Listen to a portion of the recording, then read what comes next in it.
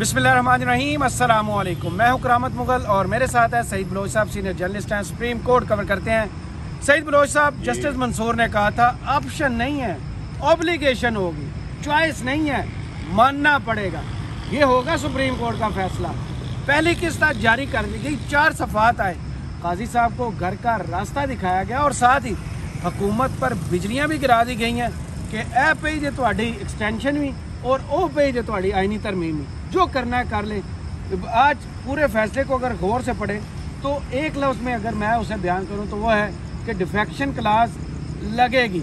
आप जो कहते थे ना 39 अलग हैं और 41 अलग हैं, और भाईजान उन्होंने जमा करके आपको बता दिए हैं, सारे एक है। एक बंदे ने भी आप जो उठा के वफादारियाँ तब्दील कर रहे हैं ना, वो नहीं हो सकती। तो 2/3 मेजॉरिटी है, सबने फाइनली ख़त्म और काजी साहब सामान पैक करें, घर जा रहे हैं। बहुत शुक्रिया करामत मुगल साहब, आपने बिल्कुल ठीक कहा। आज पीर जस्टिस सैयद मंसूर अली शाह साहब ने ऐसा जिन निकाला है ना, सही बात है, उन्होंने दम करते करते यकदम कर दिया। और हम पहले, आपको पता है, हमने मुतअद्दिद वीडियोज़ की थी मुख्तसर फैसले के पैराग्राफ नंबर 8 आज इस फैसले में भी उसी का तज़किरा है। और हम मुतअद्दिद वीडियो में ये कह चुके थे कि ये 8 जजेज मुस्तकबिल को भांप चुके थे। इनको पता था कि जब ये हम ये बयान हल्फी जमा कराने और सियासी वाबस्तगी सर्टिफिकेट जमा करवाने वाले जो एक पीरियड होगा, मखसूस पीरियड, उसके अंदर पीटीआई के लोगों की पकड़ दकड़ हो सकती है, वो अगवा हो सकते हैं, उनको मजबूर किया जा सकता है और इस तरह के हरबे कि उनको वोट या उनकी वफादारी तब्दील करने की कोशिश की जा सकती है। एग्जैक्टली यही थॉट थी इन 8 जजेस के जहन में। बहुत सारी ऐसी क्या सराइयाँ थी, अफवाहें थी, बहुत गर्दो आलूद एक सूरत हाल उड़ी, उन्होंने सारी उड़ा के रख दी। जी, आज उन्होंने वो पाइप लेके जो ऊपर तुर्का किया है ना सारा, वो हर चीज उन्होंने ऐसे जो है ना वो। मैं एक छोटा सा जुमला बोलूं, आज काजी साहब के साथ बहुत से ऐसे लोग होंगे जो सिर्फ करवटें बदलेंगे। आज बेचैनी में रात गुजरेगी, नींद नहीं आने वाली। नहीं, वो तो मैं अभी देख रहा था। तकिया जाए टेढ़ा करें या सर उसके अंदर रखें, वो मैं अभी देख रहा था। नींद उड़ गई आज। वो तो ये जो 4 सफ़ात है ना, ये अंदर जाके ना फट गए हैं लोगों के।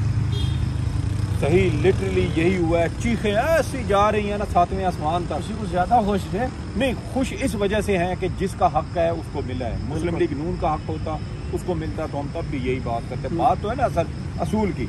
तो आप ये कह रहे हैं कि वो प्लाट खाली पड़ा था, मालिक यहाँ पे था नहीं, मैंने उस पर कब्जा कर लिया, बंदा वापस आया, उसने अदालत में केस किया, अदालत कहती है कि ये इस बंदे की ज़मीन है, इसका हक है, ये इसको वापस किया जाए। तो आप कह रहे हैं नहीं, मैंने कब्जा किया है, मैं ये कब्जा बरकरार रखूंगा। आपको शर्म आनी चाहिए। तो ये उनको तो शर्म उस पर नहीं आई जो वोट नहीं मिले, 47 पर अगले बैठे हुए। वैसे ये बात एतमाद से सीना चौड़ा करके आज एक नमूना जो आज हल्फ उठा रहा था अल्लाह के 99 नामों के नीचे कि मैं हल्फ की मखदूम है। जी, मैं हल्फ की पासदारी करूंगा। आपने अच्छा नाम सुना। ये हमारा वैसे वीडियो में प्लान तो नहीं था। इलेक्शन कमीशन 3 दिन से पहले नोटिफिकेशन जारी करता। देखिए, अगले दिन नोटिफिकेशन होता, बदनीति चेक करें। एक दिन इलेक्शन हुआ है, अगले दिन नोटिफिकेशन हुआ है, तीसरे दिन आके बंदा हलफ उठा रहा है। सर यही प्रोसेस है। और पीटीआई के देखें 3 मार्च को इलेक्शन हुआ, 5 मार्च को उन्होंने अपने जो पार्टी वाबस्ती और जो उनके इंट्रा पार्टी इलेक्शन की वो लिस्ट थी वो जमा कराई और अभी तक उसको नोटिफाई नहीं किया गया। और इसका दूसरे दिन कर दिया। जी, इसका दूसरे दिन कर दिया। तो मखसूस नशिस्तों वाला फैसला जब 12 जुलाई को आया था तो हमने उस वक्त ये कहा था कि सुप्रीम कोर्ट ने दर हकीकत पैराग्राफ नंबर 8 के अंदर प्रोटेक्शन लगा दी। सुप्रीम कोर्ट ने प्रोटेक्शन ये लगाई है कि जिसका वोट है वो उसी को मिलेगा। और हमने, जैसे मैंने कहा कि हमने मुतअद्दिद वीडियोस में ये बात की थी कि सुप्रीम कोर्ट हालात को पहले से भांप चुकी थी। 3-4 मुख्तलिफ ऐसी क्या सराइयाँ की जा रही थी जो आज इस वजाहत के साथ दम तोड़ चुकी हैं। एक, जस्टिस मंसूर अली शाह ये फैसला दे के पछता रहे हैं, वो परेशान हैं और उनको लगता है कि उनके फैसले पर अमल दरामद नहीं होगा। 1, 2 कि सुप्रीम कोर्ट के इन 8 जजेस में से कुछ लोग ऐसे भी हैं जो जस्टिस मंसूर अली शाह का साथ दे के पछता रहे हैं और वो ये समझते हैं कि उन्होंने गलत फैसला दे दिया, उनको काजी साहब या किसी और के साथ जाना चाहिए था। ये भी आज जो मिथ क्रिएट की गई थी, ये भी आज दम तोड़ चुकी है। और अब आगे वावेला किया जा रहा है कि इसका तोड़ निकाला जाएगा। इलेक्शन कमीशन ये फैसला मानने का पाबंद नहीं है। मैं रावी को देख रहा था, रावी साहब बहुत ज्यादा चीख रहे थे, बहुत मिट्टी सुहा हो गया हर चीज और वो चीख रहा है बेचारा कि इलेक्शन कमीशन भी एक आईनी इदारा है, इलेक्शन कमीशन इस पर कोई मखसूस रद्द अमल देगा। आपको पता है मखसूस नशिस्तों वाला जब फैसला आया था तो उस वक्त भी इलेक्शन कमीशन को तो पता ही नहीं था ना। तो ये चलाई गई कि इलेक्शन कमीशन ने सुप्रीम कोर्ट के फैसले पर अमल दरामद ना करने का फैसला किया है और इलेक्शन कमीशन इस हवाले से सुप्रीम कोर्ट में एक और दरख्वास्त दायर करेगा, नजरसानी भी दायर करेगा, ब्ला ब्ला ब्ला। अगले दिन इलेक्शन कमीशन ने 39 लोगों के जो है वो नोटिफिकेशन जारी कर दिए। 41 लोग थे जिनके बारे में असल इशू था और उसमें सुप्रीम कोर्ट ने ये कहा कि इनको 15 रोज के अंदर 15 जो वर्किंग डेज है उसके अंदर 41 का 15 वर्किंग डेज के अंदर ये लोग अपने बयान हल्फी जमा कर, जिनमें से एक बंदे पर इतना प्रेशर डाला गया कि उनकी डेथ हो गई थी पार्लियामेंट लॉजेस। जी बाकी 40 बचे हुए हैं, 40, जिनमें से खिची साहब गायब है, जिनके बारे में पीटीआई ने उनका वैसे आज एक वीडियो बयान मैंने सुना है, लेकिन गायब है। इम्तियाज साहब प्रोडक्शन आर्डर पर आ रहे हैं, बाकी 10 लोग आप बेहतर जानते हैं प्रोडक्शन आर्डर पर आ रहे हैं जिनको उठाया हुआ है। फिर एक बंदा अभी भी है साद बलोच, उनको भी उठाया हुआ। सर अब कोई फायदा नहीं है, अब जो मर्जी कर लें।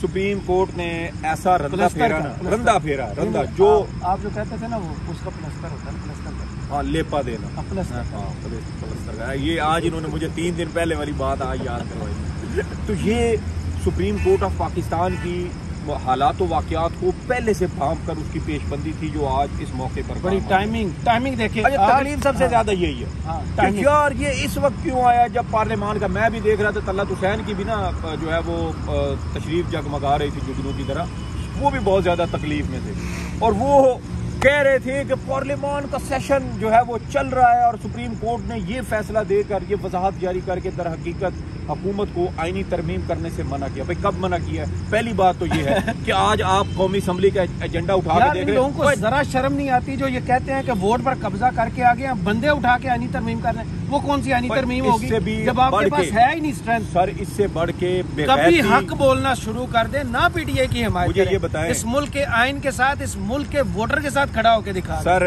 वोटर के साथ भी ना खड़े हों, किसी के साथ आइन के साथ तो खड़े हो जाएं। यहाँ माएँ बहनें बेटियां अगवा हो रही हैं क्योंकि काजी फैज ईसा को तौसीह चाहिए, और कौन इनको शर्म दिलाए?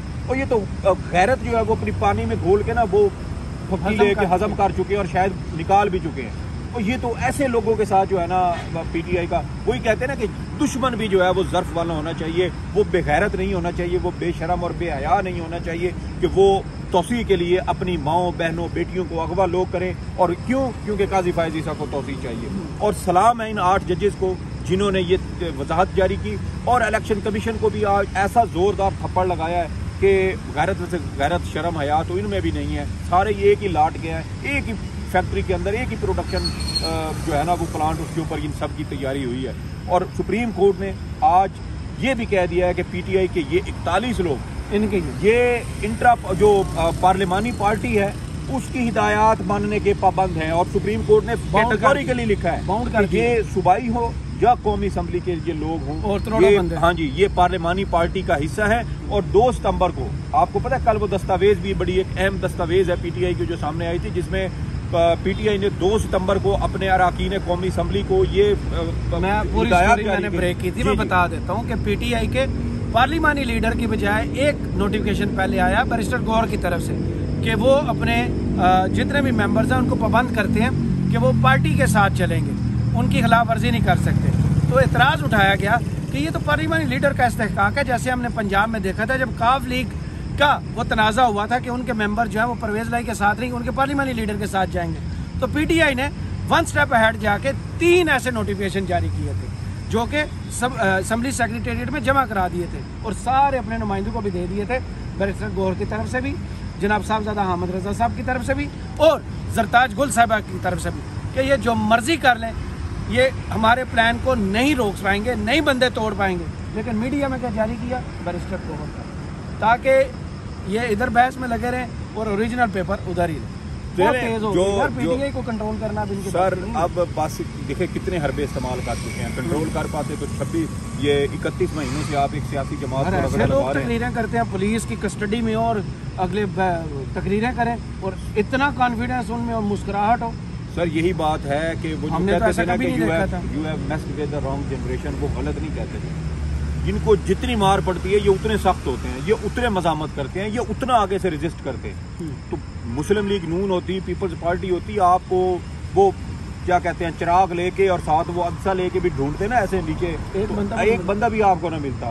आप पत्थर उठाते वहां से जावेद हाशमी था, वो भी अब जिसने बारे में बेचारे ने खाई, ख्वाजा साद रफीक, वो आपके पार्टी के बारे में जैसे बातें करते हैं उनको एक दफा गौर से सुन लो। सर रुहेल असगर ने एक इंटरव्यू दिया था उसको, मंसूर अली खान को, हाथ जोड़ दिए थे उसको कि नवाज शरीफ को ना थोड़ी सी शर्म गैरत करनी चाहिए। बहरहाल सुप्रीम कोर्ट ऑफ पाकिस्तान ने हुकूमत की तमाम तरफा इशात पर पानी फेरा।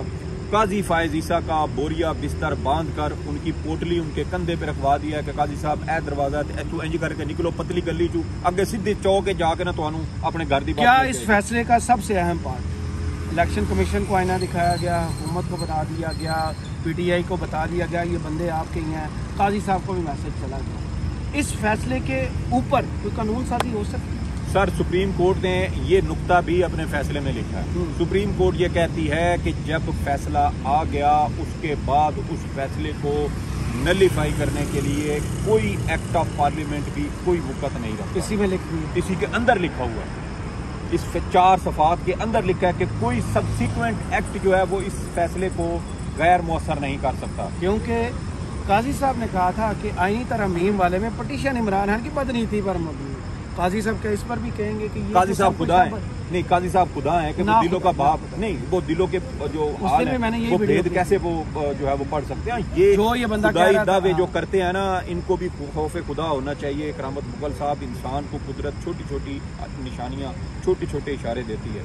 बड़े नुकसान से पहले ना उनकी कोई छोटा सा माली नुकसान हो जाएगा, घर के अंदर कोई और मसला बन जाएगा, समझने के लिए इंसान को इबरत पकड़ने के लिए इशारे मिलते हैं। आपने इशारा पकड़ लिया दैट्स ओके, वरना फिर आप निशान बनते हैं इबरत का और वो दूसरे फिर आपसे इबरत पकड़ते हैं, मुआशरा उससे आपसे इबरत पकड़ता है। तो काजी साहब को भी थोड़ा सा देखभाल कर, थोड़ा सा सोच समझ के चीज़ों, लेकिन चूँकि इस वक्त जो तौसी है वो इस वक्त तमाम तर जो हवास हैं, जो असाब हैं, जो सोच है, जो हिकमत है या दानिश का कोई अंसर बाकी रह गया है उस पर हावी हो चुकी है। और सुप्रीम कोर्ट ऑफ पाकिस्तान ने इलेक्शन कमीशन ऑफ पाकिस्तान को ये कहा है कि जो फैसला दिया है उस पर फौरी अमल दरामद किया जाए। ये जो दरख्वास्त आपने दायर की है ये बदनीयती पर मबनी। और PTI का भी जहाँ पर एक बड़ा सिक्सर वो था जब PTI ने गुज़श्ता माह 14 जो दस्तावेज़ात थी आपको पता है वो PTI ने अपने सुप्रीम कोर्ट ऑफ पाकिस्तान में जमा करवाई थी, जिसमें PTI का ये मौक़िफ़ था कि इलेक्शन कमीशन एक तरफ कहता है कि हमारा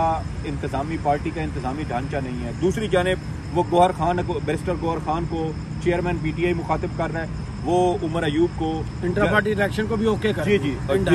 तो एक तरह से सुप्रीम कोर्ट ने आज इलेक्शन कमीशन को ये कह दिया है कि इंट्रा पार्टी इंतखाबात भी आपको तस्लीम करने पड़ेंगे चेयरमैन कोर्ट ने। और सुप्रीम कोर्ट की सबसे अच्छा मजे की बात यह है कि ये सिर्फ 8 जजेज नहीं, उन्होंने आज काजी फायज ईसा का, जस्टिस याहिया अफरीदी का और जस्टिस जमाल मंदोखेल के नोट का भी जिक्र किया है। अच्छा। कि सिर्फ 8 हम जो जज हैं हमने PTI को वो सियासी जमात तस्लीम नहीं किया, बल्कि ये जो 3 दीगर जजेज हैं जिनका मैंने जिक्र किया, चीफ जस्टिस याहिया अफरीदी और जस्टिस जमाल मंदोखेल, इन्होंने भी PTI को सियासी जमात तस्लीम किया है। PTI सियासी जमात थी, PTI सियासी जमात है, और अगर कोई सियासी जमात इंट्रा पार्टी इलेक्शन भी नहीं करवाती तो आप उससे इलेक्शन लड़ने का हक नहीं छीन सकते। मिसाल के तौर पे PTI ने इंट्रा पार्टी इलेक्शन नहीं करवाई, चलें जी ओके, मान लेते हैं कि 22 दिसंबर का फैसला दुरुस्त है इलेक्शन को बल्ले का निशान का भी इशारा दे जी।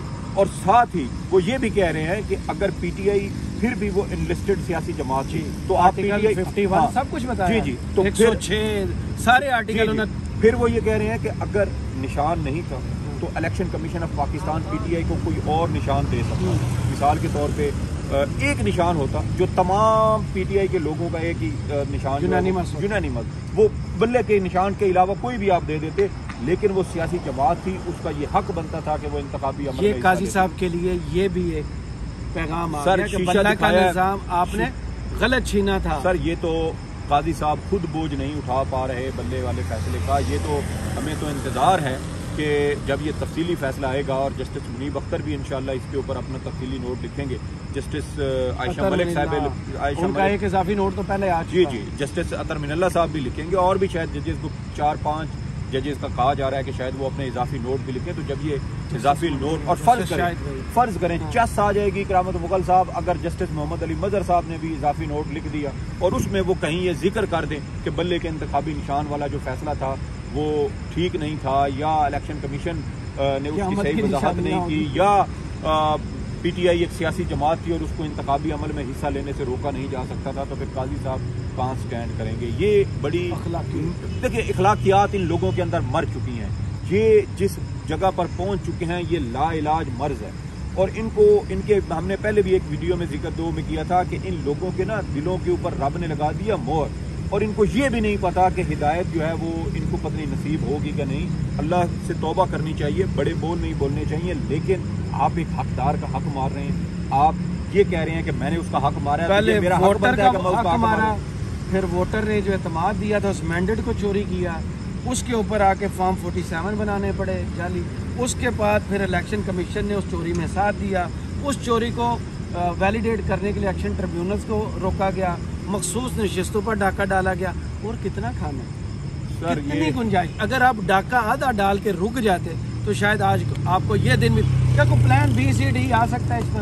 अभी जो है ना रोजनामा सरकार के जो मजदूर साथी है ना, उनको तो लगे हुए हैं, वो तो बने हुए हैं रॉकेट, ऐसे उड़ उड़ के ऊपर उठ रहे हैं आसमान में, और बड़ी मजे की आतिशबाजी सोशल मीडिया पर जारी है। लेकिन ये जो ये लोग अभी भी ये इंदिया दे रहे हैं कि अभी भी कार्ड्स मौजूद हैं, इलेक्शन कमीशन को उकसा रहे हैं कि आप आईनी इदारा हैं, आप सुप्रीम कोर्ट के फैसले पर अमल दरामद ना करें। पिछले बार जैसे काफी नोट में भी था जी बाउंड नहीं है जी, और आज इलेक्शन आपके सुप्रीम कोर्ट ने कह दिया ना कि ये आपकी आईनी जिम्मेदारी थी कि आप सुप्रीम कोर्ट के एक बड़ा, उन्होंने ये भी लिखा कि एक बड़ा वाज़े आईनी और कानूनी सूरत हाल थी जिसको इलेक्शन कमीशन ने जानबूझकर उलझाने की कोशिश की, और इसके सुप्रीम कोर्ट ये कहती है कि इसके संगीन नताइज भी होंगे। और ये वो जुमला है जैसे हमारे रावी दोस्त आज कह रहे थे कि सुप्रीम कोर्ट किसी और आईनी इदारे, इलेक्शन कमीशन भी आईनी इदारा है, इलेक्शन कमीशन को सुप्रीम कोर्ट धमकी नहीं दे सकती। और अकल के अंधो, कौन धमकी दे रहा है? सुप्रीम कोर्ट या अदालतें अपने फैसले पर अमल दरामद कराने के लिए इस तरह की लीगल लैंग्वेज इस्तेमाल करती हैं कि अगर आपने अदालती फैसले की तौहीन की, उस पर अमल दरामद ना किया, खिलाफ वर्जी की, तो आपको उसके नताइज भुगतना होंगे। ये आपके आइन में, आपके रूल्स में, आपके जो कानून है उसके अंदर लिखा हुआ है कि अदालती फैसलों पर अमल दरामद होगा, नहीं होगा तो तौहीन अदालत का कानून मौजूद है। करवट बदलने वालों में ये 4-5 साफी भी डाल दें। नहीं, करवट तो इनकी बदलनी नहीं है, ये असल में ऊपर ना वो दरख्तों के ऊपर क्या कहते हैं उसको, जो वो रस्सी बांध के जिसके अंदर वो लेटे होते हैं, वहां से नीचे गिरेंगे खाई में। करवट बदलने वाला सीन ही कोई नहीं है। अब रास्ते सारे हो रहे हैं बंद, और पीर मंसूर अली शाह ने चुन चुन के जो है ना इनके जिन निकाले हैं, और जिन अब जो है ना वो कुछ अभी भी ऐसे हैं जो शरीर बहुत ज्यादा हैं और जिनको काबू करने में जरा थोड़ा सा टाइम लगा। हाँ, वो मंत्र जरा थोड़ा सा सिर्फ डिटेल जजमेंट का वेट कर लें, डिटेल्ड जजमेंट में जी, जो कुछ कसर रह गई है, जो दरवाजे या जो लूप होल्स अभी भी ये समझते हैं कि वो वाजे नहीं है, गुंजाइश बाकी है, तो सर आप छतरवल का वेट, तफसीली फैसले की आपकी सारी जो है ना वो दायमी कब्ज़ वो दुरुस्त कर देगी। बहुत शुक्रिया सईद बलोच साहब, आपके वक्त का कमेंट्स बॉक्स में जरूर बताइए वीडियो आपको कैसी लगी। इजाजत दीजिए, अल्लाह हाफ़िज़।